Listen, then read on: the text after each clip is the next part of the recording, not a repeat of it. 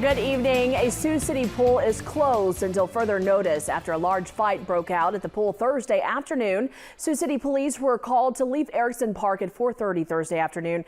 And while officers responded, another larger fight broke out at the pool. 2 teens are now charged with disorderly conduct. KTV's Irvin Doman is with Live League 4 at Leif Erikson tonight. And Irvin, is the pool still closed right now? Well, Jessica, pool officials here at Leif Erikson Pool have made the decision to close the pool until further notice following the fight. However, tonight they still have swimming lessons.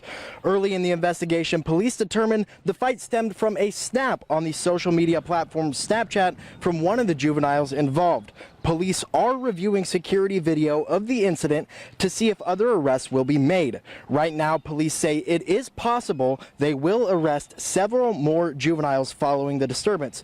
Police are asking parents to keep an eye on the things their kids are involved in. And these were 13 and 14-year-old girls that were going to fight here, so pretty petty. So parents, make sure you're monitoring your child's social media use. Also make sure you know the hours they're going to be at the pool, and if you have to chaperone them to the pool, please do so. And when it comes to the next steps for the Leif Erikson Pool, police say pool officials are looking at ways to bolster security to keep this from happening again. They're going to have at least one law enforcement officer present. That's their plan.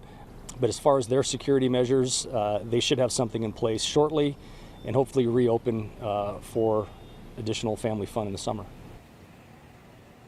There is no timeline to reopen the pool here at Leif Erikson Park. And in the meantime, if you or your family or your kids want to go out and have fun at a public pool, both the Riverside Pool and the Lewis Pool will remain open during their regular hours of operation. Jessica?